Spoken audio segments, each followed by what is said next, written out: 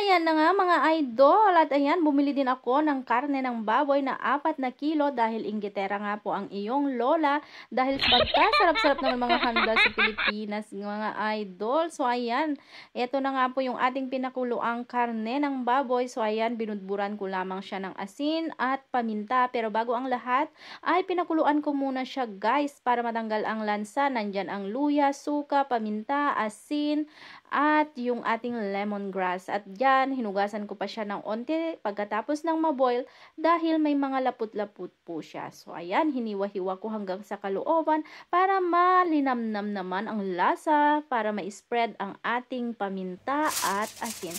At ayan na nga po guys, na-preheat na po natin ang ating oven ng 175 degrees Celsius. At ayan, tinutok ko na siya, ipapasok ko na rin siya. So ayan nga po, hinahanda ko na siya para sa ating pagluluto ng 3 to 4 hours. And after 2 hours nga guys, ganyan na ang kinalabasan ng ating belly or karne.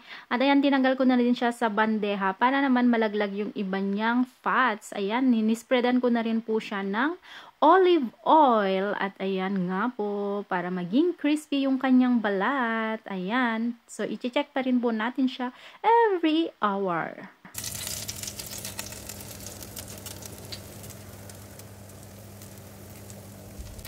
At ayan na nga guys, parang ano na siya, lutong-luto na kasi sumisit-sit na siya eh. So ang hihintayin na lang natin ay yung pag-crispy ng kanyang balat. At ito na nga guys, luto na po yung ating lechon belly. Ito na nga guys yung ating lechon belly. So pakinggan po natin. O diba, ang crispy guys. So thank you for watching. Alagad niya nga rodan, thank you nga talaga kasi agur-urok da ito chan ko nga talaga mabisin da taon. So inchulan takanan.